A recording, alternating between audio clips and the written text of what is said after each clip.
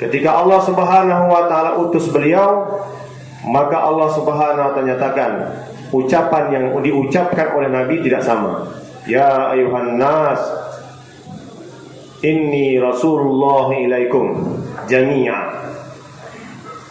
Ya ayuhan nas, qulu la ilaha illallah tuflihu. Wahai manusia, ucap oleh kamu kalimah la ilaha illallah, niscaya kamu pasti akan berjaya. Maknanya apa? Maknanya baginda Rasul sallallahu alaihi wasallam tidak dikhususkan Allah Subhanahu wa taala untuk satu suku bangsa, namun untuk seluruh manusia di seluruh alam. Wa ma arsalnaka illa rahmatan lil alamin. Dan tiada kami utus engkau wahai Muhammad kecuali menjadi rahmat bagi seluruh alam. Maka hadirin yang dirahmati Allah, target Nabi sallallahu alaihi wasallam diutuskan adalah untuk bagaimana seluruh manusia di seluruh alam dari zamannya sampai kepada hari kiamat semuanya dalam hidayahnya Allah Subhanahu wa taala, semuanya dapat ridhanya Allah Subhanahu wa taala, semuanya dalam rahmat Allah Subhanahu wa taala dan selamat daripada azab Allah Subhanahu wa taala. Sehingga hadirin yang dirahmati Allah Subhanahu wa taala, Nabi sallallahu alaihi wasallam semenjak diperintahkan Allah Subhanahu wa taala untuk buat dakwah dengan kalimat ya ayyuhal muddatsir, wahai orang yang berselimut, qum fa'anzir, bangun dan berilah peringatan, wa rabbaka fakabbir, dan besarkanlah Allah Subhanahu wa taala dan agungkanlah Allah Subhanahu wa taala. Maka hadirin yang dirahmati Allah, ketika perintah dakwah ini kepada Rasulullah sallallahu alaihi wasallam telah diperintahkan, maka Rasulullah sallallahu alaihi wasallam telah berkata kepada istrinya, telah berkata kepada anaknya, iqwil firash, sekarang lipat tempat tidur.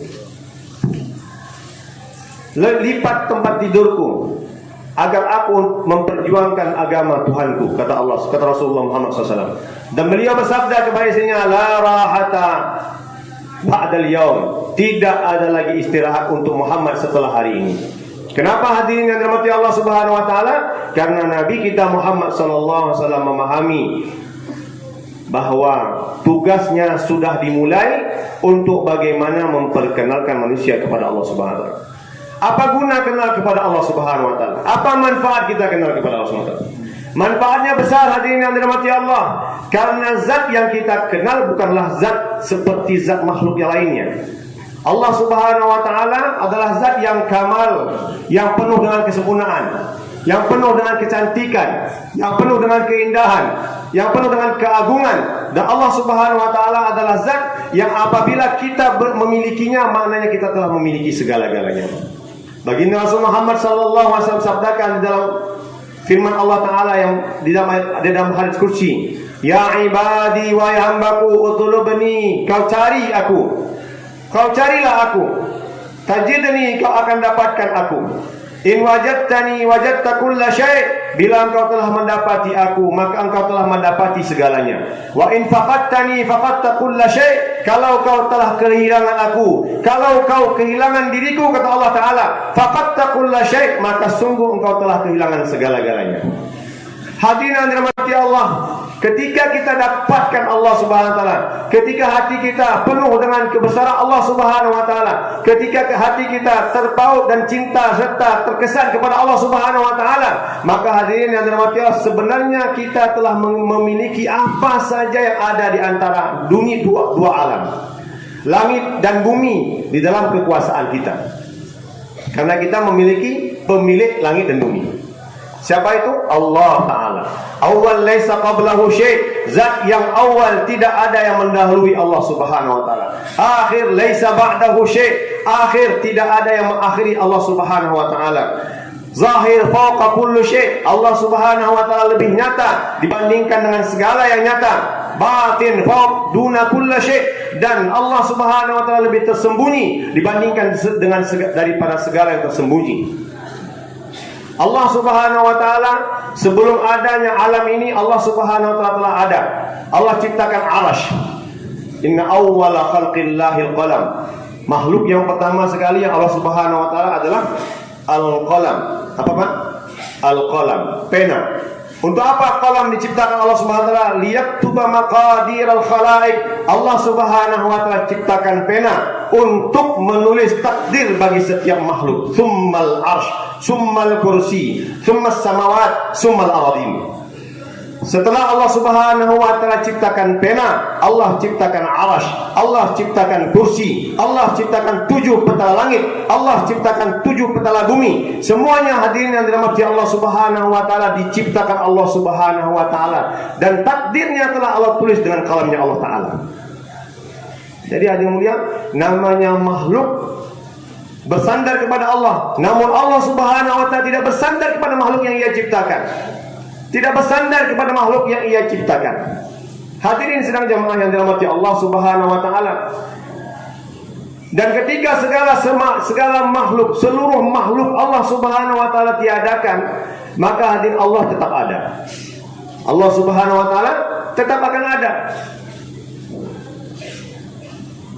Kullu man 'alaiha fan wa yabqa wajhu rabbika dzul jalali wal ikram.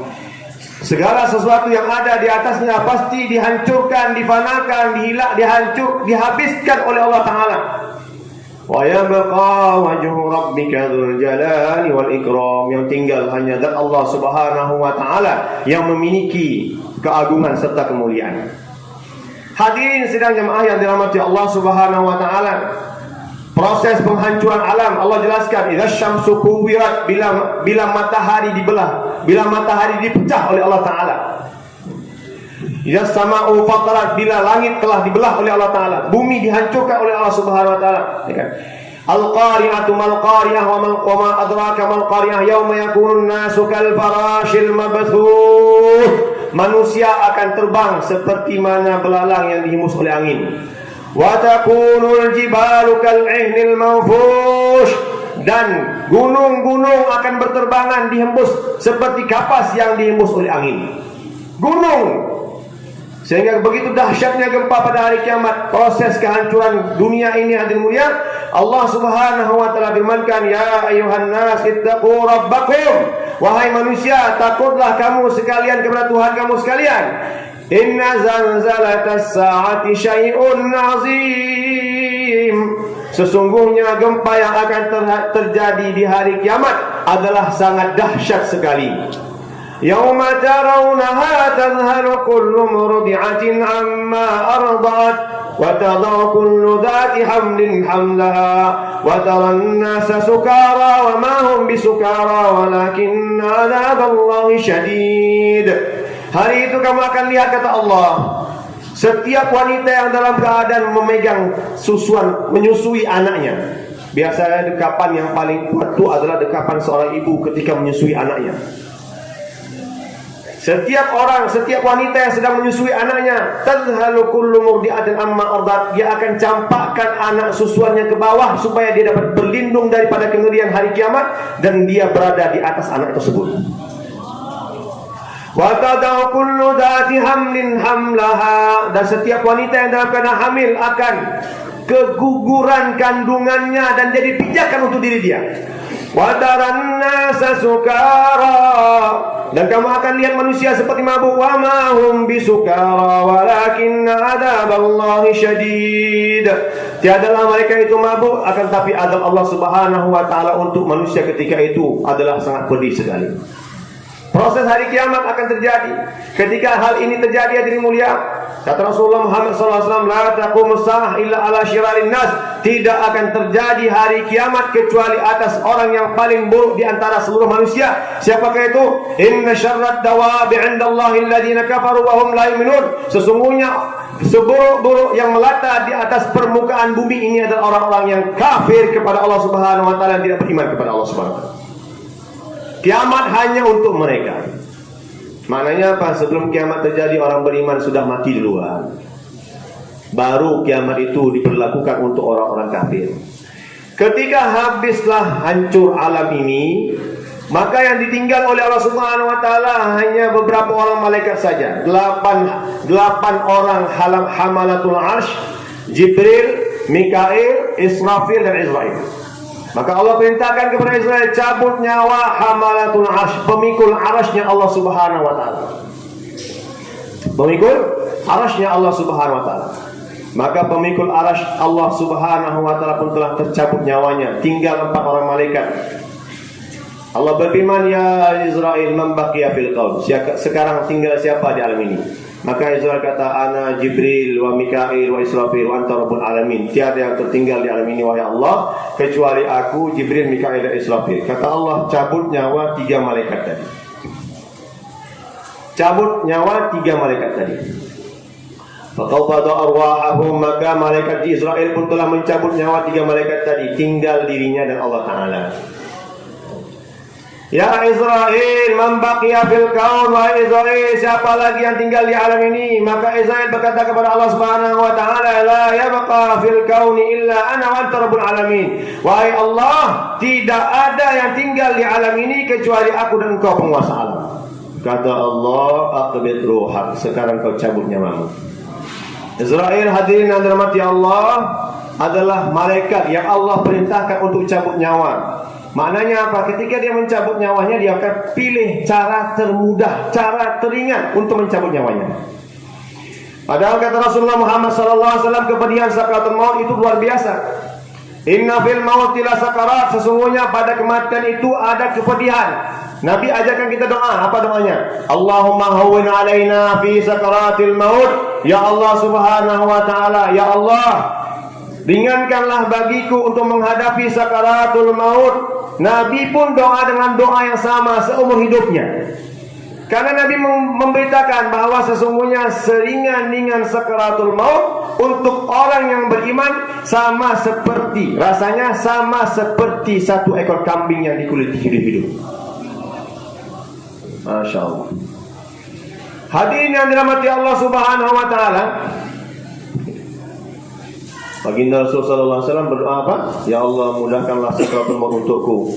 Namun ketika baginda Rasulullah SAW menghadapi sakaratul maut, Nabi kita Muhammad dalam Syama'il Kubra disebutkan, baginda Rasulullah SAW doanya sebelum wafat, sebelum menghadapi sakaratul maut, biasanya, ya Allah, mudahkanlah sakaratul maut untukku. Namun hadirin yang dirahmati Allah, ketika mula Rasulullah SAW merasakan sakaratul maut itu berada di kakinya, maka Nabi rubah doanya. Allahumma taqil alayya wa hawwin ala ummati. Ya Allah, beratkan sakaratul maut ini untukku dan ringankanlah untuk umatku. Nabi mabuk cinta sama umat, tapi umat mabuk cinta sama dunia.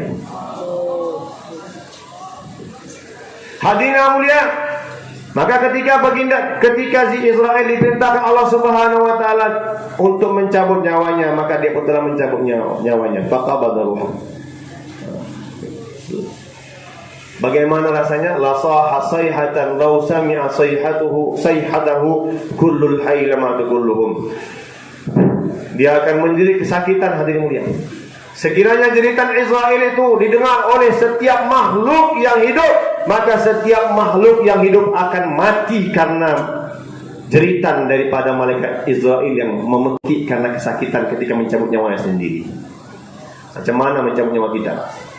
Hadirin mulia, maka tidak ada lagi yang tinggal di alam. Ainal muluk, mana raja-raja? Ainal jabbarun, mana penguasa-penguasa zalim? Ainal mutakabbirun, mana orang-orang yang sombong? Aina, di mana mereka? Limanil mulkul yawm. Kerajaan hari ini milik siapa? Kerajaan seluruh alam ini. Tidak ada jawaban, Allah jawab sendiri. Lillahil wahidil qahhar. Bagi Allah Ta'ala lah kerajaan dunia, kerajaan langit dan bumi, milik Allah Ta'ala yang Maha Esa lagi Maha Perkasa. Tidak ada yang tinggal di alam ini, hadirin mulia. Hanya Allah. Maka barang siapa yang mendapatkan Allah Subhanahu wa taala ada di dalam hatinya, maknanya dia telah mendapatkan segala-galanya. Dan inilah yang hari-hari diusahakan baginda Rasul Muhammad sallallahu alaihi wasallam hadir di hatinya para sahabat. Hayya nu'min billah sana. Abdullah ibn Rawaha, Abu Hurairah radhiyallahu anhu, Umar bin Khattab radhiyallahu anhu, Mu'adz bin Jabal radhiyallahu anhu adalah orang yang suka hari-hari cerita tentang Allah Ta'ala. Dia yang memberikan kemanfaatan, dia yang memberikan kemudaratan. An-Nafi' huwa Allah, yang memberikan manfaat Allah, yang memberikan mudarat Allah Ta'ala, yang memberikan kemuliaan Allah, yang memberikan kehinaan Allah, yang As-Sami', yang maha mendengar Allah, Al-Basir huwa Allah, yang maha melihat Allah, yang maha mengetahui Allah, Al-Malik, Al-Quddus, yang maha suci Allah, As-Salam, memberikan keamanan, keselamatan Allah Ta'ala, Al-Mu'min, yang memberikan keamanan Allah Ta'ala, Al-Jabbar, yang maha perkasa, Al-Mutakabbir, yang maha sombong. Allah Subhanahu wa Ta'ala memiliki 99 nama. Walillahi tis'atu wa tis'ina isman. Allah Subhanahu wa Ta'ala punya 99 nama. Man ahsaha dakhala jannah. Begitu dahsyatnya nama tadi. Begitu dahsyatnya nama tadi, siapa yang menjadikan nama tadi mengesankan bagi kalbunya, siapa yang menjadikan 99 nama tadi berada di dalam hatinya, maka kata Allah Subhanahu wa Ta'ala, kata Rasulullah SAW, dakhala jannah, dia adalah penghuni surganya Allah Subhanahu wa Ta'ala. Hadirin yang dirahmati Allah Subhanahu wa Ta'ala, maka para sahabat telah mengusahakan kalimat Allah ini atau nama Allah ini mengesankan bagi hati mereka. Ketika hadirin yang dirahmati Allah Subhanahu wa Ta'ala, mereka benar-benar terkesan kepada Allah Subhanahu wa Ta'ala, maka tidak ada yang membahagiakan mereka kecuali apa yang membahagiakan Allah Ta'ala. Kecuali apa yang membahagiakan Allah Subhanahu wa Ta'ala. Mereka akan cari apapun cara untuk bagaimana sampai kepada menjadikan Allah Subhanahu wa Ta'ala mencintai mereka, meridhai mereka. Dan di mana letak ridhonya Allah Ta'ala? Rasulullah Muhammad SAW sabdakan dalam hadis qudsi, ya ibadi, oh mere banda, oh wahai hambaku, kata Allah, ana urid wa anta turid, ek meri chahat, ek teri chahat, agar tumne kurban ki, usko jo teri chahat, us par jo meri chahat, मैं तुझे वो दूंगा जो तेरी चाहत, kata Allah. Wahai hambaku, kalau kau mau mengorbankan kehendakmu untuk memenuhi segala kehendakku, maka niscaya aku akan memenuhi apa yang menjadi kehendakmu. Apapun kehendak kita di alam ini akan Allah sempurnakan ketika kita jatuhkan kehendak kita untuk menuruti perintah Allah Subhanahu wa Ta'ala, menuruti kehendaknya Allah Subhanahu wa Ta'ala. Apa kehendak Allah pada kita? Hadirin yang mulia, Allah jelaskan di dalam Al-Quran bahwa kehendak Allah Subhanahu wa Ta'ala kepada kita, hamba Allah Subhanahu wa Ta'ala, Allah firmankan dalam Al-Quran, qul in kuntum tuhibbunallaha fattabi'uni yuhibbukumullah wa yaghfir lakum dhunubakum wallahu ghafurur rahim. Katakanlah wahai Muhammad, jika kuntum adalah kalian itu tuhibbunallah, hendak mencintai Allah, fattabi'uni, maka ikutlah aku. Ikut siapa? Baginda Muhammad sallallahu alaihi wasallam. Ikut baginda Muhammad sallallahu alaihi wasallam. Apa kata Allah? Yuhibbukumullah, Allah akan angkat kamu jadi kekasih Allah. Orang yang hidupnya ikut sunnah baginda Nabi, mereka adalah kekasihnya Allah Subhanahu wa Ta'ala. Yang bilang bukan saya, yang bilang Allah sendiri. Ayatnya beda. Allah katakan in kuntum, jika kalian hendak mencintai Allah, Maknanya kan kalau kita sudah dapat ikut Rasulullah, harusnya kita sudahlah kamu mencintai Allah. Tapi ajib, hadirin mulia, karena kekhususan baginda Rasulullah Muhammad SAW, siapa yang ittiba pada baginda Rasulullah SAW, maka hadirin yang dirahmati Allah, bila dia betul-betul ittiba pada Rasulullah Muhammad SAW, maka Allah Subhanahu wa Ta'ala akan menjadikan dia seperti mana Rasulullah kekasihnya. Betul-betul kekasih Allah. Apa gelar baginda Rasul? Habibullah. Dan umat Nabi Muhammad SAW yang dari hujung kepalanya sampai kakinya, dari luarnya sampai ke dalamnya, semuanya ikut baginda sallallahu alaihi wasallam, maka dia pun kekasihnya Allah Subhanahu wa Ta'ala. Kenapa baginda Rasul yang dijadikan ikutan? Karena hadirin yang dirahmati Allah, tidak ada makhluk yang paling sempurna, yang lebih sempurna dibandingkan dengan Rasulullah Muhammad sallallahu alaihi wasallam. Kalau orang tasawuf tidak mengatakan baginda itu makhluk pun salah. Saking dahsyatnya. Kenapa? Sebab adanya kita adalah baginda Rasulullah. Allah Subhanahu wa ta'ala firmankan dalam hadis qudsi, laulaka ya Muhammad ma khalaqtul aflaq. Wahai Muhammad, kalau bukan karena engkau, maka aku tidak akan ciptakan alam ini. Tidak akan ada bumi, tidak akan ada langit. Tidak akan ada jin, tidak akan ada manusia, tidak akan ada syaitan, tidak akan ada malaikat, tidak akan ada arsy, tidak akan ada kursi kalau Allah tak ciptakan Muhammad sallallahu alaihi wasallam. Bahkan Adam alaihissalatu wasallam diciptakan Allah Subhanahu wa taala setelah baginda diangkat menjadi nabi. Masya Allah. Diangkat menjadi apa? Diangkat jadi nabi. Kan dalam hadis qudsi, dalam hadis Rasulullah bersabdakan, kuntu nabiyyan wal adamu bainal ma'i wat tin. Aku telah diangkat oleh Allah Ta'ala menjadi nabi, sedang Adam itu di antara air dan tanah. Dan hadirin yang dirahmati Allah Subhanahu wa taala, kedatangan baginda Muhammad sallallahu alaihi wasallam ketika beliau sallallahu alaihi wasallam dilahirkan di atas permukaan bumi ini, dikandung oleh Fatimah, oleh Aminah ibunya. Dalam selama proses kandungan hadirin mulia, tidak ada rasa sedikit pun sakit yang dirasakan seperti wanita-wanita lainnya. Sedikit pun tidak menyusahkan bagi bundanya ketika beliau berada di dalam kandungan. Dan hadirin yang dirahmati Allah Subhanahu wa taala, ketika beliau sallallahu alaihi wasallam terlahir ke atas permukaan bumi ini, maka yang beliau lahir tidak bersama dengan darah. Tidak ada darah yang keluar bersama dengan Nabi, tapi lahir baginda Rasul Muhammad sallallahu alaihi wasallam dengan cahaya Allah Ta'ala. Terang benderang kamar baginda Rasul di waktu subuh baginda lahir. Waktu itu gelap gulita, belum ada cahaya. Maka hadirin yang dirahmati Allah Subhanahu wa taala, Sayyidina Abdul Muttalib radhiyallahu anhu, kakek Nabi, datang melihat di kamar Nabi ada cahaya memenuhi seluruh kamar Nabi, seakan kamar itu kejadiannya siang hari, padahal waktu itu adalah waktu subuh. Allah, malam hari. Hadirin yang dirahmati Allah Subhanahu wa taala, lahir. Ketika lahir, yang nyambut pun bukan manusia. Dalam kitab Syama'il Kubra disebutkan bahwa yang pertama sekali menyambut kehadiran baginda Rasul Muhammad SAW adalah Jibril.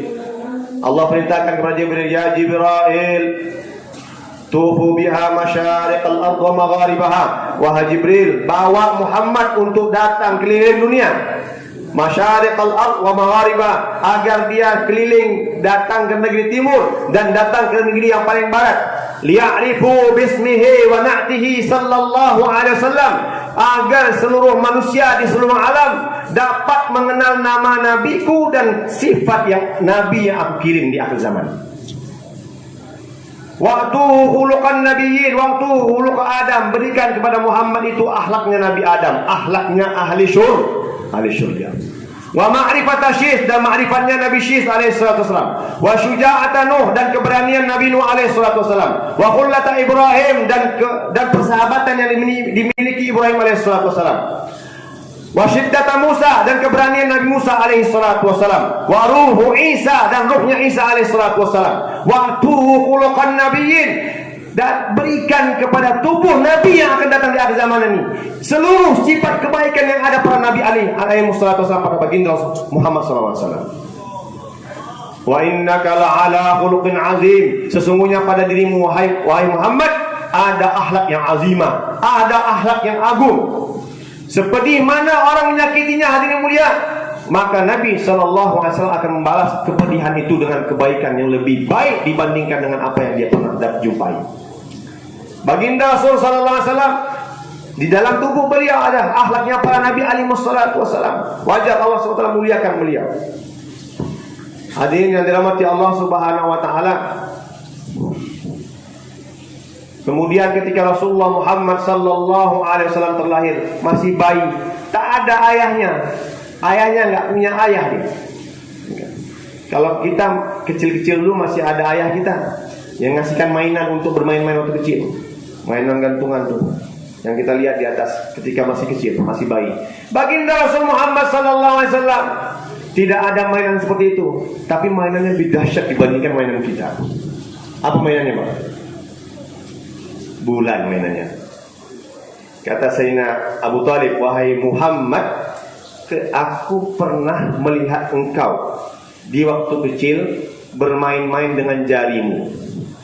Aku lihat jarimu bergerak, maka ke kanan, aku lihat bulan ikut bergerak ke kanan.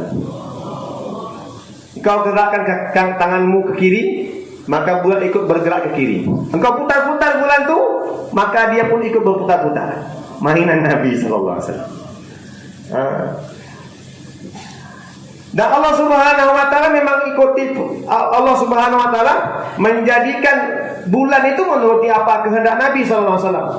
Bahkan Rasulullah SAW wansyaqqal qamar, tanda dekat hari kiamat adalah ana wasa'ah kahatin, kedatangan baginda Rasulullah pertama. Yang kedua, bulan dibelah dengan tangan baginda Rasulullah. Ungli syahadah, ungli syahadah, satu jari syahadat Nabi SAW membelah bumi, membelah bulan. Dan hadirin mulia, ketika dicek oleh ahli astronomi, dilihat memang bumi bulan itu masih terbelah. Masih ada bekas belahan yang dibelah oleh Nabi SAW. Allah Akbar. Hadirin yang dirahmati Allah Subhanahu wa taala. Kemudian beranjak dewasa. Kedewasaannya pun dalam pemeliharaan Allah Subhanahu wa taala. Ketika Allah Subhanahu wa taala utus, maka seluruh yang datang daripada baginda Rasul Muhammad sallallahu alaihi wasallam dijadikan Allah Subhanahu wa taala tauladan bagi umat. Laqad kana lakum fi Rasulillahi uswatun hasanah. Sungguh di dalam diri Rasul Muhammad sallallahu alaihi wasallam ada contoh teladan yang baik. Hadirin yang dirahmati Allah Subhanahu wa taala, kita disuruh ikut Nabi karena Nabi kita Muhammad sallallahu alaihi wasallam adalah orang yang terdekat kepada Allah. Tidak ada Nabi yang memiliki makrifat yang lebih dekat dibandingkan dengan makrifatnya baginda Muhammad sallallahu alaihi wasallam. Nabi Musa alaihi wasallam ingin ketemu sama Allah Subhanahu wa taala. Falamma tajalla rabbuhu ja'alahu dakka wa kharra Musa sa'iqa. Di atas Di atas Allah Bukit Tur Sina. Di atas Tur. Kata Allah Subhanahu wa taala, "Ikhla'na 'alaik innaka bil wadil muqaddasi tuwa." Wahai Musa, lepas sandalmu, sesungguhnya engkau berada di atas lembah yang disucikan. Lembah yang disucikan. Dia ingin jumpa sama Allah. Falamma tajalla rabbahu, ketika Allah Subhanahu wa taala bertajalli di hadapannya, yang ditajallikan oleh Allah Subhanahu wa taala, yang dinampakkan oleh Allah Subhanahu wa taala bukan Allah, tapi nur Allah, nur zatillah. Hadirin yang Allah Subhanahu wa taala, kharra Musa sa'iqa. Tiba-tiba Nabi Musa alaihi wasallam jatuh pingsan. Jatuh pingsan. Nabi kita Muhammad sallallahu alaihi wasallam ketika beliau menghadapi kesedihan hati, Masya Allah. Kapan waktu yang paling sedih Nabi kita Muhammad? Sedihnya baginda Rasul Muhammad SAW ketika kewafatan orang yang paling dicintainya dan yang paling banyak berkorban untuk agama Allah Ta'ala, yakni Khadijah al-Kubra dan Abu Talib pamannya. Hadirin yang dirahmati Allah SWT, wafat Khadijah, wafat Abu Talib. Yang menyedihkan lagi, wafatnya Abu Talib tanpa iman. Tanpa iman. Maka hadirin yang mulia, Nabi sedih hati. Tahun itu dikenal dengan Amul Huzni, tahun kesedihan. Di tahun kesedihan itu hadirin mulia, baginda Rasul Muhammad sallallahu alaihi wasallam diundang oleh Allah Subhanahu wa taala, digembirakan oleh Allah Subhanahu wa taala, dihibur oleh Allah Subhanahu wa taala. Asra bi 'abdihi lailan minal Masjidil Haram ila al-Masjidil Aqsa. Dijalankan di malam hari dari Masjidil Haram sampai ke Masjidil Aqsa. Ketika berada di Masjidil Aqsa, seluruh nabi alaihi wassalatu wassalam dihadirkan oleh Allah SWT, ruhani mereka. Ruhani para nabi, ruh para nabi alaihi wassalatu wassalam dihadirkan di Masjidil Aqsa untuk salat bersama dengan Nabi kita Muhammad SAW. Dalam riwayat sebelum Nabi diangkat ke langit, dalam riwayat lagi setelah Nabi diturunkan ke bumi. Ketika itu Nabi menjadi imam bagi seluruh nabi-nabi alaihi wassalatu wassalam. Hadirin yang dirahmati Allah Subhanahu wa taala, ketika sampai ke Arsy, sampai ke Sidratul Muntaha, sampai ke Sidratul Muntaha, tidak disebutkan Arsy. Hadirin mulia, sucikan hati dari mengatakan bahwa Allah Subhanahu wa taala bertempat di Arsy. Karena Allah Maha suci daripada mengambil tempat. Di Sidratul Muntaha, perbatasan yang tidak ada sampai kepadanya kecuali orang yang dikehendaki oleh Allah Ta'ala, dan itu adalah baginda Rasul Muhammad sallallahu alaihi wasallam. Maka kemudian ketika sampai ke pintu Sidratul Muntaha, kata Jibril, wahai Muhammad, aku tidak bisa maju ke depan. Sekiranya aku melangkah sedikit saja, maka sirnalah aku. Maka sirnalah aku. Jibril bisa sirna. Tapi hadirin mulia, Nabi kita Muhammad SAW pun telah masuk ke Sidratul Muntaha. Sampai ke Sidrah, beliau ingat ayat Quran ketika baginda Musa alaihissalam bertajalli dengan Allah Ta'ala. Baginda Musa telah diperintahkan Allah melepaskan sandalnya. Maka Rasulullah Muhammad SAW adaban ilallah, sebagai adab kepada Allah Ta'ala, beliau pun telah mengusahakan melakukan hal yang sama, membuka sandalnya. Ketika baginda Rasul sallallahu alaihi wasallam berkata, ketika Rasulullah SAW melepas sandalnya, kata Allah, ya Muhammad, inna na'alaika hadha khairun min sidrati. Wahai Muhammad, sungguh dua sandalmu itu lebih utama daripada sidrahku ini, kata Allah. Masya Allah. Allah. Allah. Thumma dana fatadalla fakana qaba qausaini aw adna. Kemudian Nabi sallallahu alaihi wasallam mendekat kepada Allah. Seakan-akan dekatnya itu tak ada batasan. Fakana qaba qausaini aw adna, mungkin sejarak satu betis atau kurang daripada satu betis. Dekat betul kepada Allah. Dua mazhab berlaku di dalam pendapat mengenai Rasulullah lihat Allah Ta'ala. Pertama, mazhabnya Ibnu Abbas radhiyallahu anhu. Yang kedua, mazhabnya Siti Aisyah radhiyallahu anha. Mazhabnya Ibnu Abbas dipilih oleh jumhur ulama bahwa Nabi kita Muhammad SAW ketika ketemu dengan Allah Subhanahu wa taala betul-betul melihat Allah dengan mata telanjang. Lihat Allah dengan mata telanjang. Ya, Pak.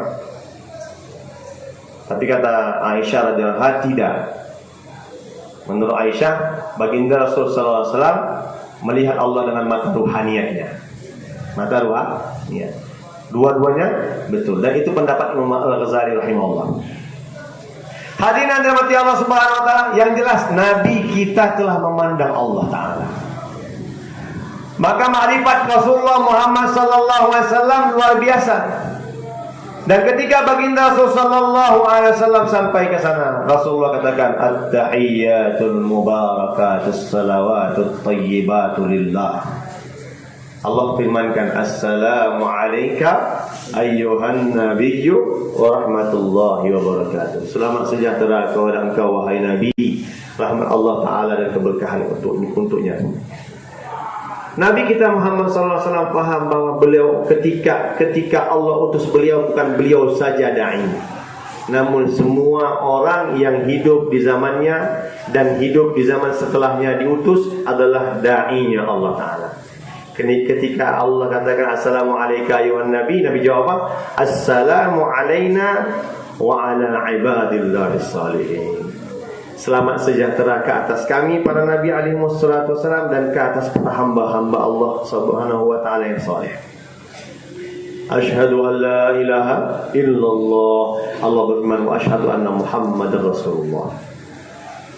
Nah, makanya kata ulama, salat itu adalah mi'rajnya orang beriman. Ini bukan sabda Rasul, jangan salah sampaikan, Pak. Ya, Pak. Memang sabda Rasul, cuman sabda Rasul ini disampaikan oleh Rasul di dalam mimpi. Di dalam mimpi. Hadis dari mimpinya ulama. Apa katanya? As-salatu mi'rajul mu'minin. Salat itu adalah mi'rajnya orang beriman. Hadirin yang dirahmati Allah, pahami bahwa salat adalah mi'rajnya orang beriman. Makanya Nabi kita Muhammad sallallahu alaihi wasallam tidak dikenal. Ada waktunya di siang hari, ada waktunya di malam hari untuk istirahat. Tidak ada waktu Nabi untuk istirahat. Nabi kailulahnya Nabi itu bukan untuk istirahat, hadirin mulia, karena Nabi tidak bisa istirahat, teringat sama umat. Habis masa untuk umat. Bahkan malam hari lam yahtalim qattu taha mutlaqan abada wa ma tadhaba aslan fi madaz zamani. Nabi tidak pernah mimpi malam basah, enggak pernah. Mimpinya enggak pernah terlena. Jadi kalau ada orang dah 4 bulan keluar tiba-tiba mimpi basah senang, salah. Kalau ada orang mimpi basah di malam hari, ini artinya hatinya sedang kotor, Pak. Bener. Kayak mana gak kotor yang ditengok? Hati. Ya iyalah. Pengen jumpa sama istri, ujung-ujungnya istri orang mimpi sama kita. Waliyazubillah. Ya, karena apa, Pak? Karena ruhani kita kotor. Nabi kita Muhammad SAW tidak pernah mimpi basah. Karena gak pernah lelah mimpinya, tidurnya. Ya. Dan hadirin dirahmati Allah Subhanahu wa taala. Jadi kapan juga Nabi istirahat? Nabi seorang manusia perlu istirahat, kan Pak? Perlu enggak? Perlu istirahat. Kapan Nabi istirahat? Kapan? Ketika takbir Allahu Akbar. Itu permulaan Nabi istirahat. Apa buktinya? Di dalam hadis Bukhari disebutkan, "Arihna biha ya Bilal." Wahai Bilal, istirahatkan kami dengan salat. Istirahatkan kami dengan salat, wahai Bilal. Arihna biha ya Bilal. Wahai Bilal, istirahatkan kami dengan salat. Maknanya apa? Hadirin mulia, ketika baginda Rasulullah Muhammad sallallahu alaihi wasallam angkatkan tangannya, Allahu Akbar, lepas umatnya. Ketika itu dia dengan Allah sahaja. Udah gak ada lagi yang lain. Makanya Nabi itu istirahatnya dengan Allah di dalam salat. Hadirin yang dirahmati Allah Subhanahu wa taala. Sehingga kalaulah Nabi sallallahu alaihi wasallam mula mengangkatkan takbir Allahu Akbar, maka hadirin tidak lagi nampak ada yang lain, dan beliau sallallahu alaihi wasallam merasakan bahwa dia sedang bersama dengan Allah taala. Itu salatnya Nabi. Hari ini hadirin yang dirahmati Allah Subhanahu wa taala, salat kita seperti apa?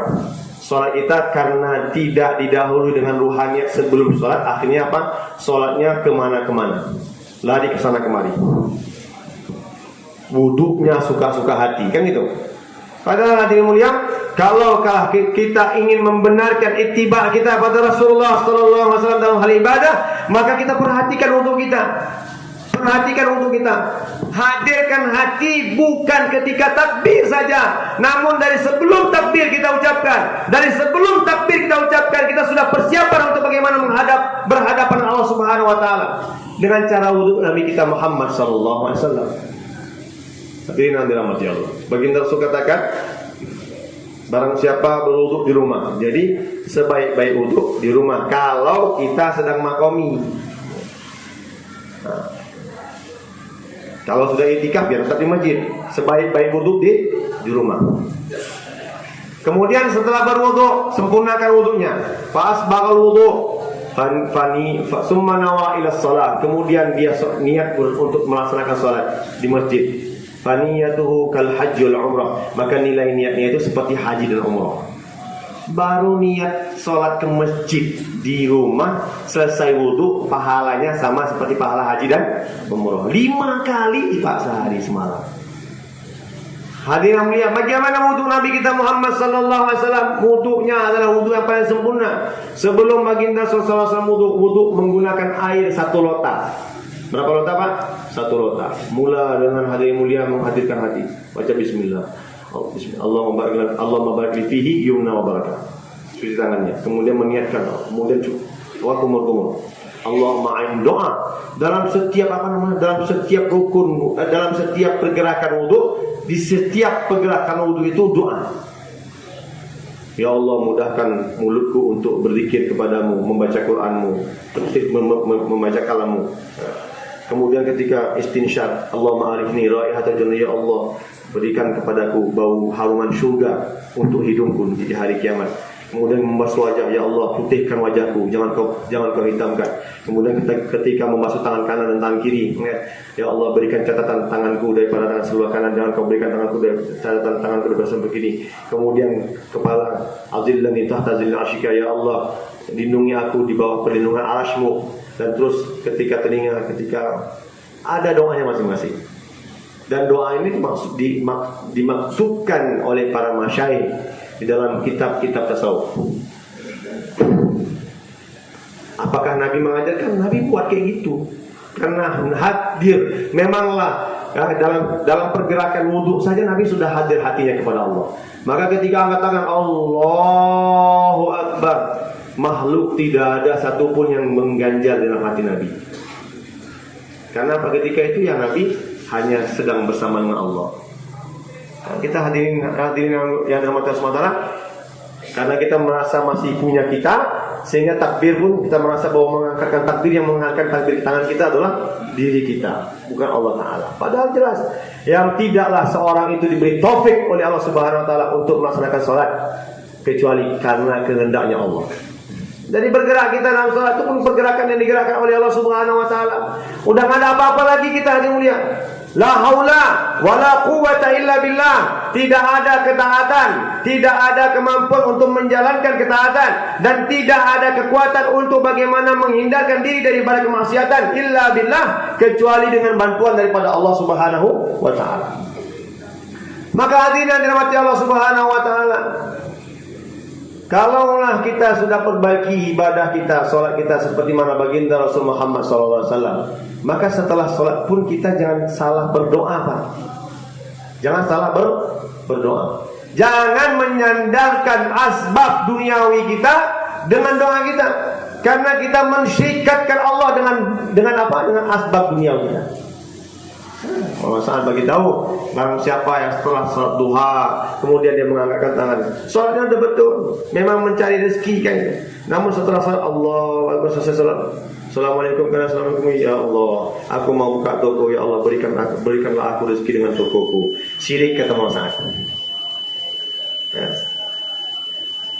Gak ada hadisnya bukalah tokomu kau dapat rezeki dengan tokomu. Gak ada. Ada gak? Tidak ada. Wa murahlaka bis salat wastabir 'alaiha la nas'aluka rizqan nahnu narzuquka wal 'aqibatu lit taqwa. Rezeki datang dengan salat. Jadi habis salat duha minta sama Allah, ya Allah dengan sebab salat duhaku ini berikanlah aku rezeki. Itu baru agak betul sikit.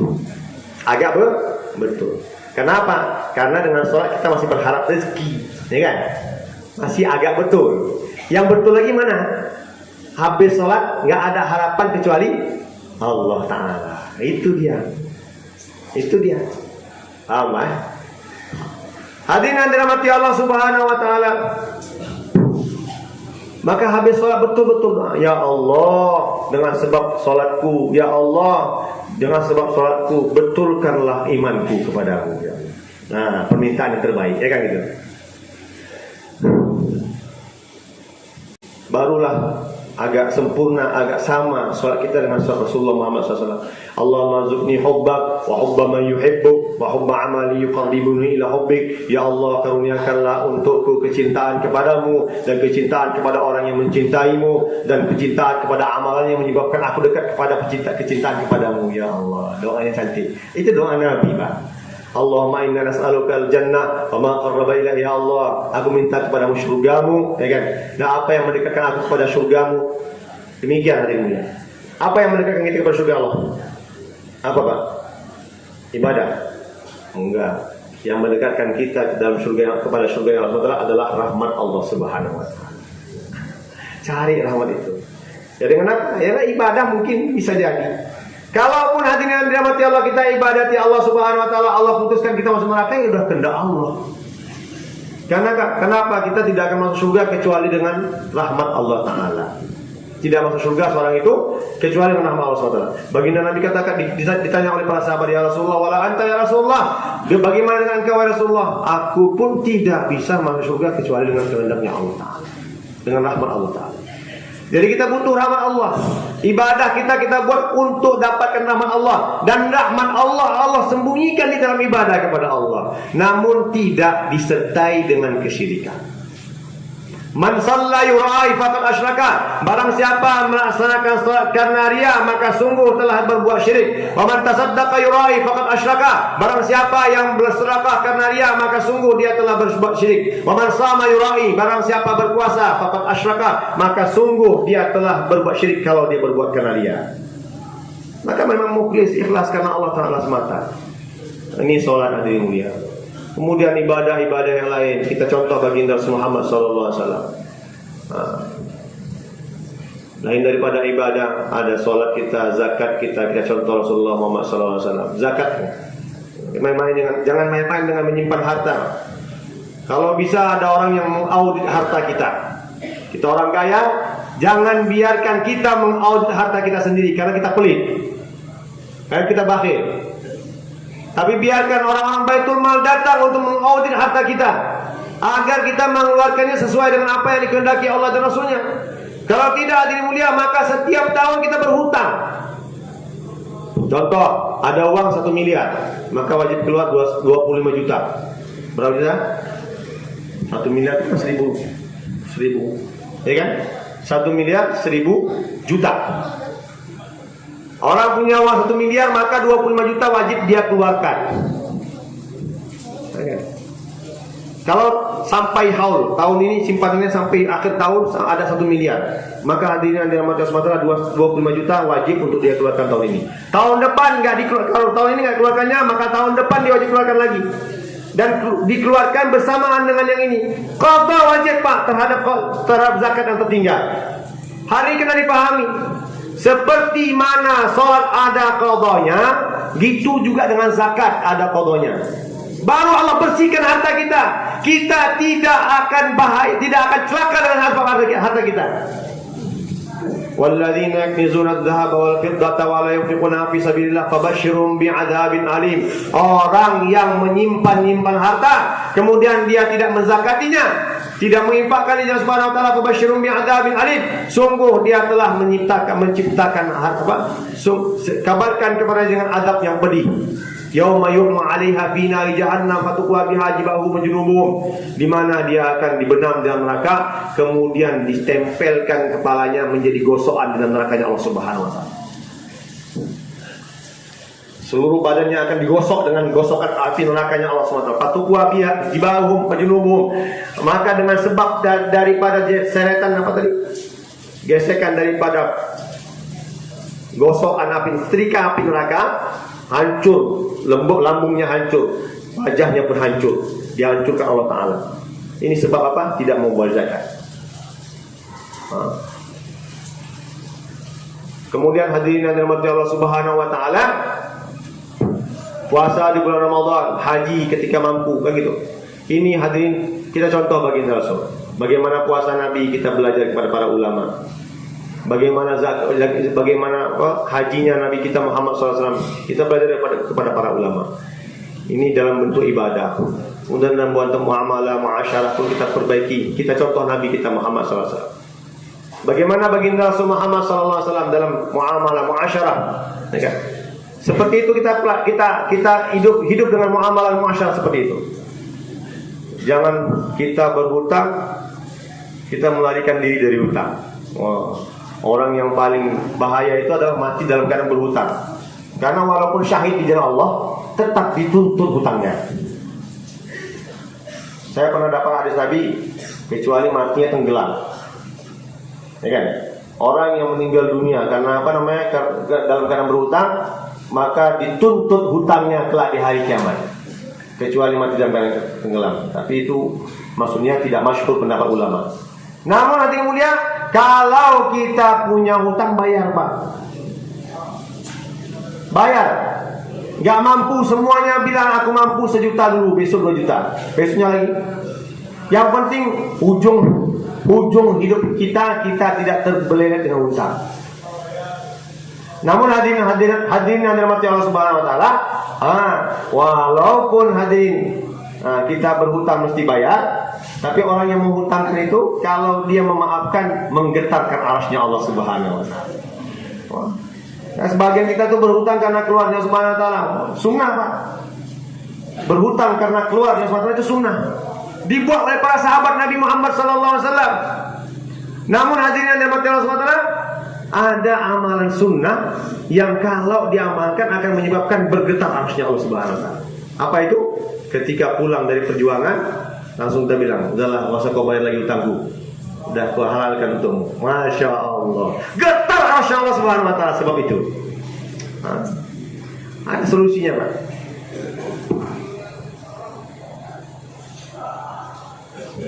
Tapi utangnya untuk apa, Pak?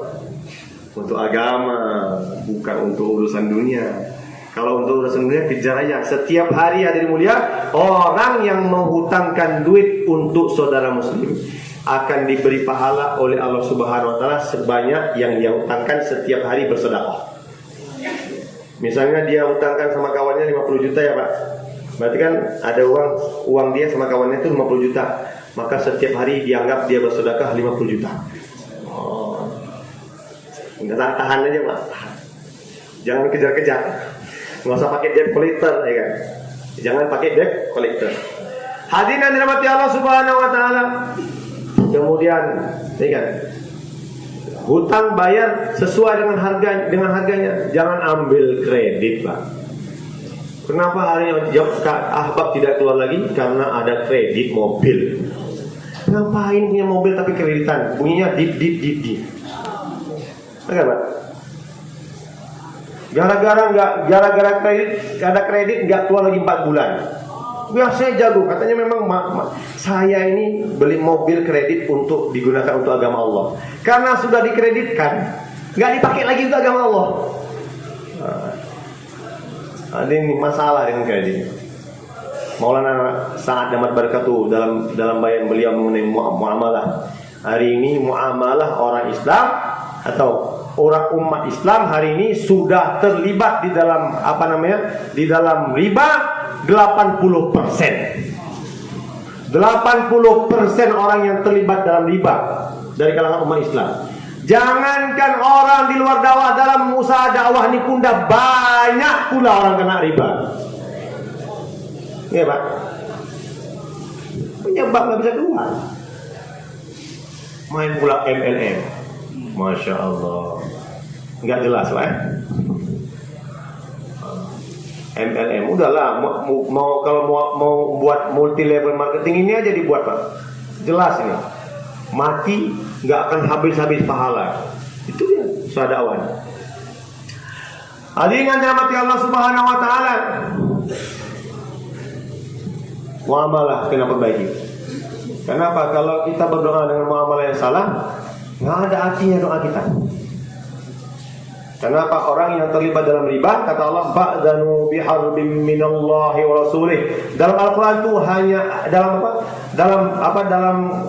firman Allah Ta'ala itu hanya 2 orang saja yang menyatakan perang dengan Allah dan Rasulnya. Pertama, man adali waliyan faqad adantuhu bil harb. Barang siapa yang menyatakan atau bermusuhan dengan waliku, kata Allah, maka sungguh aku telah menyatakan perang dengannya. Namun ada ayat Al-Quran mengatakan, barang siapa fa'illam taf'alu, kalau kamu tidak mau meninggalkan riba, fa'danu biharbim minallahi wa rasulih, sungguh kamu itu sedang mengiklankan untuk berperang dengan Allah dan Rasulnya. Alladzina yakuluna riba la yaqumuna illa kama yaqumul ladzi yatakhabbathu syaitan minal mas. Orang yang makan riba seperti orang kemasukan, Pak. Habis dapat utang di sini, utang lagi di sana, utang di sana, nggak habis utang terus. Kenapa? Hutangnya salah jalan. Nikmat mengambil riba. Wa ahallallahu al-bai' wa harrama riba. Allah menghalalkan jual beli. Pelajari supaya jangan kena di dalam riba. Bersihkan cepat-cepat.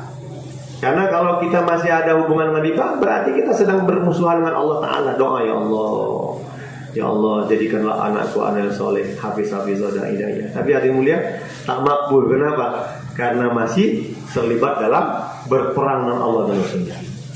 Semoga Allah Subhanahu wa taala beri paham kepada kita. Kemudian hadirin mulia, muasyarah kita seperti muasyarah Rasulullah Muhammad SAW. Bergaul seperti mana bergaulnya Nabi. Kalau ada dai yang mulia sudah bertahun-tahun tapi masih berperangai kasar terhadap istri, masih berperangai kasar terhadap istri, maknanya dia nggak istiqomah dalam dakwahnya. Kenapa? Hadirin yang dirahmati Allah, usaha dakwah ini mengajarkan kelembutan.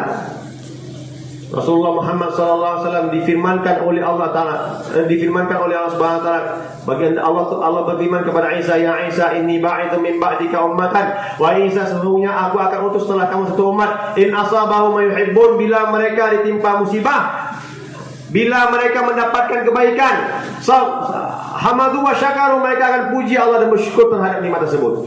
Wa in asabahu ma yakrahu sabaru wa ihtasabu, bila mereka ditimpa musibah, maka mereka bersabar dan ihtisab terhadap apa yang berlaku dalam hidup mereka. Wala ilma wala hilma, mereka diutus tanpa kelembutan, tanpa ilmu, tanpa kelembutan. Kata Allah Ta'ala, u'tihim min ilmi wa hilmi, bila mereka istiqamah terhadap apa yang mereka buat dalam mendakwahkan agama, maka Allah Subhanahu Wa Ta'ala katakan, aku akan memberikan kepadanya ilmu yang aku miliki dan kelembutan yang aku miliki. Kelembutan Allah Ta'ala, kelembutan Allah, ilmu Allah, dan kelembutan Allah akan Allah berikan kepada para da'inya Allah Subhanahu Wa Ta'ala. Hadirin mulia, maka hadirin mulia, lembut terhadap anak, terhadap istri, lemah lembut. Okay. Kondisikan keadaan. Wanita ini suka didengar, Pak, ya? Betul nggak? Suka didengar. Jadi jangan pula habis malam hari kita sudah berhubungan dengan dia, kita tepar langsung. Jangan kayak gitu. Sudah kalah tepar. Kalau udah kalah, hadirin yang dirahmati Allah Subhanahu Wa Taala, ajak ngomong dulu istri supaya dia tidak merasa bahwa dia tuh suaminya itu mau menang sendiri saja. Kawani dia, sehingga dia pun ikut ngantuk tidur sendiri. Dan kalau direpetin, ya udah, repet, dengar aja. Kata ayah saya, ya kan, dalam bayan beliau sampaikan, kalau ada perempuan ngerepet, ya udah, anggap aja radio. Hidup dengar. Masya Allah. Gimana Sayyidina Umar bin Khattab radhiyallahu anhu, seorang pemimpin yang ditakuti oleh seluruh manusia di seluruh dunia ketika itu. Namun ketika ada seorang sahabat mau mengadukan tentang istrinya yang suka merepet, datang ke depan pintu, didengarnya pula Umar bin Khattab sedang direpetin oleh istrinya. Oh, Masya Allah. Kita istri ngerepet, kita pun ikut merepet juga. Sebab apa laki-laki suka merepet di rumah? Sebab nggak keluar lagi. Maka bapak-bapak ini kalau nggak keluar macam perempuan, Masya Allah. Sikit-sikit salah istri, sikit-sikit salah istri. Padahal nggak salah bapak nggak keluar. Betul. Kalau keluar laki-laki nggak seperti perempuan, sabar dia, santai dia bawanya. Udah biasa menghadapi yang lain daripada itu. Masa istri ngerepet langsung, Masya Allah, marahnya luar biasa. Padahal ngerepet tuh, diam aja Pak, dengar baik-baik, ya kan? Kalau minta solusi, apa solusinya Bang? Ya kita jawab solusinya, kan gitu. Bagaimana hadirin mulia? Kata Rasulullah SAW, khairukum linisaikum. Orang yang paling baik di antara kamu adalah orang yang paling baik terhadap istri-istrinya. Ya kan? Kalau bapak-bapak punya istri satu, ya kan? Punya istri satu, pengen punya istri dua, tapi masih belum bisa tahan repetan istri. Jangan menikah dua dulu. Kenapa? Semakin bahaya, Pak. Ya. Man tazawwaja biwahidah, barang siapa menikah dengan satu perempuan, dalam sebuah syair, Pak, man tazawwaja biwahidah bahwa kalmar'ah, barang siapa nikah dengan satu perempuan maka dia sama seperti perempuan. Yahidu kama tahid, ketika istrinya haid dia pun haid juga. Ya, Pak. Betul nggak? Seminggu istri kita haid, kita pun tidak bisa ngapain-ngapain sama dia, karena istri kita haid. Iya kan? Wa man tazawwaja bitnatain fa huwa baina narain. Kalau punya istri dua, maka dia seperti memegang dua bara api. Memegang dua bara api. Istri pertama merajuk, pergi ke istri kedua, dua-duanya merajuk, kawin lagi yang ketiga. Nggak kayak gitu, Pak. Bukan kayak gitu. Wa man tazawwaja bi thalatha, barang siapa menikah 3, maka Masya Allah, maka dia seperti raja-raja. Siapa nikah 4, kata dalam syair itu, wa man tazawwaja bi arba'ah fa kullu lailatahu arush, maka setiap malamnya malam pengantin. Oh, berarti kita ditashkil untuk nikah lagi. Pak, macam kita nih Pak, kalau masih belum bisa 6 bulan setiap tahun, jangan minta kawin lagi Pak. Berarti pembohong itu. Niat insya Allah. Niat apa nih? Hadirin yang dirahmati Allah Subhanahu wa taala. Para sahabat Nabi sallallahu alaihi wasallam bermuamalah muasyarah yang baik terhadap istri mereka, sehingga tidak ada di antara istri mereka itu yang menghalangi mereka dalam perjuangan agamanya Allah Subhanahu wa taala, bahkan merelakan mereka ketika berjuang dengan Subhanahu wa taala. Hadirin yang dirahmati Allah, satu orang sahabat namanya Abu Khaisamah, Masya Allah, masyhur dalam kitab Hayatus Sahabat disebutkan. Istrinya 2 Pak, Masya Allah. Berapa istrinya? Bapak berapa istri Pak? 1. Alhamdulillah masih dikasih 1. Hadirin yang dirahmati Allah, ini istri 2. Sahabat tadi baru pulang 6 bulan dari perjuangan agama Allah Ta'ala. Masuk ke depan pintu, istri dah siap-siap Pak. Dua-dua dah siap-siap. Nah, bukan 1 orang. Kamar dua-dua dikasih AC. Kalau kita dikasih AC. Kalau di zaman Nabi SAW, ruangan sahabat itu kan terbuat dari dinding tanah, sehingga untuk mendinginkan ruangan tanah tadi dipercikkan dengan air. Dinding-dinding rumah mereka telah dipercikkan dengan air.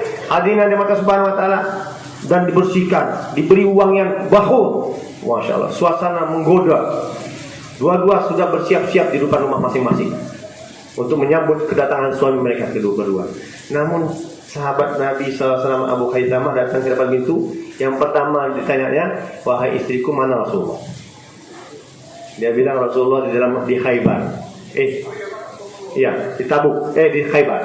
Rasulullah sedang berada di Khaybar. Kata Abu Khaisamah, alangkah zalim. Aku mau senang-senang dengan istriku di AC. Aku mau senang-senang dengan istri-istriku di AC, sedangkan Rasulullah SAW berpanas-panasan di Khaybar. Aku tidak rela. Wahai istriku, siapkan barang untukku berangkat lagi. Nggak selera sama istri Pak. Dah 6 bulan nggak kena. Ini Pak. Langsung persiapan, istrinya pun buat persiapan untuk suaminya. Kemudian suaminya pun berangkat di jalan Subhanahu wa taala. Ketika dia sampai ke sana, hadirin dan dirahmati Allah, Rasulullah terkejauhan melihat. Kun Abu Khaisamah, itu pasti Abu Khaisamah. Kayak gitu beraninya sahabat Nabi, punya istri 2 pun enggak menghalangi mereka untuk perjuangan agama Allah SWT. Kita istri 1 enggak bisa keluar. Kayak mana coba? Maka hadirin dan dirahmati Allah SWT, janganlah jadi pengecut Pak. Ini yang hadir nih, kalau besok nggak keluar berarti pengecut. Oh Ustaz baru pulang 4 bulan. Lah masih baru pulang 4 bulan ya kan. Sahabat tadi 6 bulan. Ditazkir keluar semua. Masih pulang juga nih Pak. Sakit lagi Pak. Malam ini kan malam ini Pak.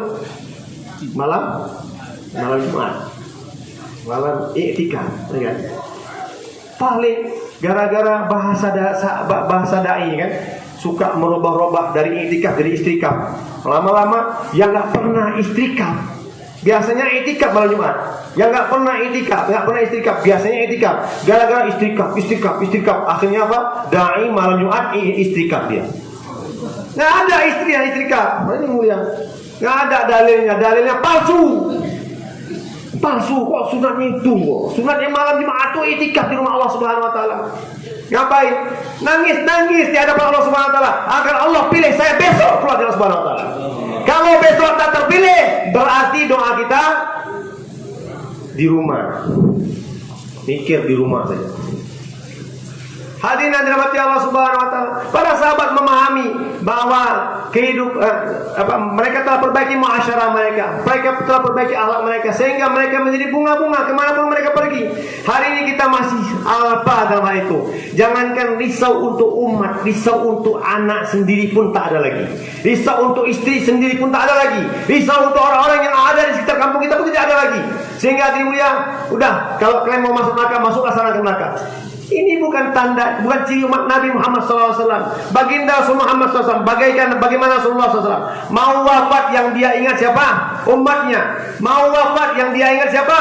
Umatnya. Ketika bangun, ana awwal man tanshaqqu bihil ardh, akulah orang yang pertama sekali dibelah bumi untukku. Dari kuburku Allah akan bangkitkan aku. Yang pertama kali Nabi tanya apa kepada Jibril? Ya Jibril, ayyu yaumin hadha? Hari ini hari apa?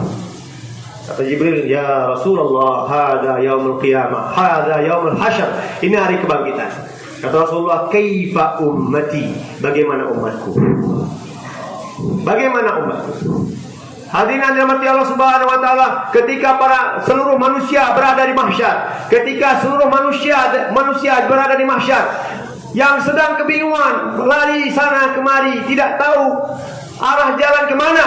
Kemudian mereka menjumpai Nabi Nuh alaihi salatu wasalam. Ya Nuh, isfa' lana, beri syafaat kepada kami. Kata Nuh alaihi salatu wasalam, aku tidak bisa beri syafaat untuk kalian. Adam pertama sekali minta syafaat kepada Adam. Adam bilang, aku tidak. Ana nafsi, aku sendiri. Aku memikirkan diriku sendiri karena aku bersalah kepada Allah Subhanahu wa taala sehingga Allah turunkan aku daripada langit ke bumi. Dari semenjak itu tidak pernah berani aku mengangkatkan kepalaku ke atas, apalagi sekarang kalian minta untuk kalian. Untukku saja aku belum tentu bisa. Datang kepada Nuh. Nuh kata, aku nafsi, aku telah bersalah. Kenapa? Allah Subhanahu wa taala memerintahkan aku hanya untuk buat dakwah, tapi aku tak sabar. Sehingga aku berdoa, Rabbi la tadar 'alal kafirin Rabbi la tadar 'alal ardi minal kafirin dayyara. Ya Allah, jangan kau biarkan di atas permukaan bumi ini ada orang kafir seorang pun. Hancurkan semua orang kafir. Kata Nabi Nuh alaihi salatu, enggak tahan lagi dengan kaumnya. Maka ada yang mulia, aku sudah habiskan doaku di situ. Bukan langsung hancur, Pak. Itu lama lagi baru hancur. Habis doa Rabbil tadar al kafirin. Habis doa itu Allah perintahkan buat kapal dulu. Berapa lama buat kapal? Kapalnya bukan kapal kecil-kecilan, bukan. Bukan kapal kaleng-kaleng, Pak. Kapal betul. Ngangkut banyak orang, banyak binatang, berpasang-pasangan di dalam kapal tersebut. Berapa hari, berapa bulan, banyak waktu yang digunakan untuk dapatkan itu. Baru Allah Subhanahu wa taala kabulkan doanya. Ya Allah, kata Nabi Nuh, aku telah habiskan doaku di situ. Musa didatangi oleh manusia. Kemudian seluruh manusia, kata sampai kepada Isa. Kata Isa alaihi salatu wasalam, "Idhhab ila Muhammad." Pergilah kalian kepada Muhammad. Maka seluruh manusia akan datang berbondong-bondong kepada baginda Muhammad sallallahu alaihi wasallam. Maka Nabi sallallahu alaihi wasallam, ya doa-doa yang telah beliau simpan semuanya itu beliau haturkan di sujudnya beliau. Panjang doa. Kata Rasulullah SAW, aku akan berdoa dengan doa yang tidak pernah aku minta di dunia ini selamanya. Begitu lama sekali, sehingga dengan Allah Subhanahu wa taala seluruh puji-pujian, seluruh permintaan aku mintakan kepada Allah Subhanahu wa taala untuk umatku. Kemudian kata Allah, ya Muhammad irfa' ra'sak. Sekarang wahai Muhammad, angkat kepalamu. Maka Nabi kita Muhammad SAW mengangkat kepalanya. Kemudian kata Allah, sal tu'ta, mintalah, kamu akan diberikan. Isfa' tu syafa', berilah syafaat. Niscaya Allah Subhanahu wa taala akan memberikan syafaat untukmu. Maka Nabi sallallahu alaihi wasallam, ya Allah ummati, ya Allah umatku. Kata Allah Subhanahu wa taala, wahai Jibril, wahai Mikail, keluarkan dari anak neraka. Setiap orang yang beriman yang memiliki sebesar biji zarah. Kemudian hadirin mulia, 3 kali Nabi buat begitu. Habis kayak gitu Nabi gak puas. Kalau sebesar biji zarah masih besar tuh Pak. Ya Allah, masih besar lagi. Aku minta yang lebih kecil dari itu. Tertunduk hadirin mulia. Nabi tertunduk, maka Allah katakan, orang yang lebih kecil dari itu imannya. Maknanya apa? Gak ada perbuatan apapun di kehidupan dunia kecuali dia tahu kalimah la la ilaha illallah. Maka hadirin yang mulia, ketika itulah Nabi sallallahu alaihi wasallam sadar, terlapang dadanya. Habis baru syafaat kubra berlaku. Syafaatul uzma, syafaatnya Allah Subhanahu wa taala. Apa syafaatnya Allah Subhanahu wa taala? Ada seorang yang akan datang di hadapan Allah membawa dosa banyak lembarannya. Sehingga kata Allah Subhanahu wa taala, wahai hambaku, adakah kau akui dosa-dosamu ini? Wahai Allah, macam mana tidak betul lah ini semua perbuatanku. Wahai hambaku, adakah kau akan selamat? Saya rasa, wahai Allah, aku rasa aku tidak akan selamat dengan lembaran dosa yang sebanyak ini. Kata Allah, adakah kau memiliki kebaikan? Wahai Allah, aku tidak memiliki kebaikan apapun. Kata Allah, wahai hambaku, wahai Jibril, datangkan selembar, bertuliskan kalimat la ilaha illallah. Maka di lembaran kalimat la ilaha illallah itu diambil, diletakkan oleh Allah di sebelah timbangan, kemudian diletakkanlah seluruh dosa yang timbangan yang lain. Maka orang tadi berkata, ya Allah, apalah manfaatnya selembar ini dibandingkan dengan dosaku sebegini banyak. Kata Allah Subhanahu wa taala, wahai Jibril, letakkan lembaran satu itu di atas timbangan yang lain, memberati timbangan tersebut, sehingga dia masukkan Allah ke dalam surganya Allah Subhanahu wa taala. Dan ini hadirin mulia akan berlaku. Namun hadirin yang dimuliakan Subhanahu wa taala, makanya kita disuruh apa? Disuruh mesti ada rasa tamak dalam hati kita untuk bagaimana mengajak sebanyak-banyak orangnya ke dalam agama Allah Subhanahu wa taala. Dikirimkan jemaah keluar negeri, hadirin mulia. Masya Allah, tahun ini ya Pak. Tahun ini satu jemaah baru pulang dari mana? Dari Brazil, dari Argentina, yang Kolombia. Wah. Pertama saya dengar, hadirin mulia, berita 3.500 orang masuk Islam. 3.500 orang disyahadatkan. Hadirin yang mulia, kemudian waktu pulang ketemu di jalan di Medan. Alhamdulillah Ustaz, setelah 4 bulan kami di sana, dengan izin Allah, dengan bantuan dari Allah, telah masuk Islam lebih kurang 6.000-7.000 orang. Brazil sama Venezuela. Hadirin yang dirahmati Allah Subhanahu wa taala, itu orang Medan, Pak. Orang Sumatera pula lagi yang mulai. Mananya ini kalau kita orang Sumbawa ini bangkit, hadirin mulia, dakwakan agama ke ujung dunia. Semangat dakwah dulu yang pernah ada pada nenek moyang kita, ada pada kita, maka Allah Subhanahu wa taala akan bangkitkan seluruh Indonesia. Bila bangkit seluruh Indonesia, maka akan bangkit seluruh dunia dengan Islam. Hadirin yang dirahmati Allah Subhanahu wa taala, tinggal tunggu singanya yang ada di Sumbawa ini yang masih tidur. Yang masih udah bangun tapi melek, nggak ngelihat, masih belum lapar lagi. Maka untuk itu hadirin yang dirahmati Allah Subhanahu wa taala, mari kita diminta untuk keluar besok hari.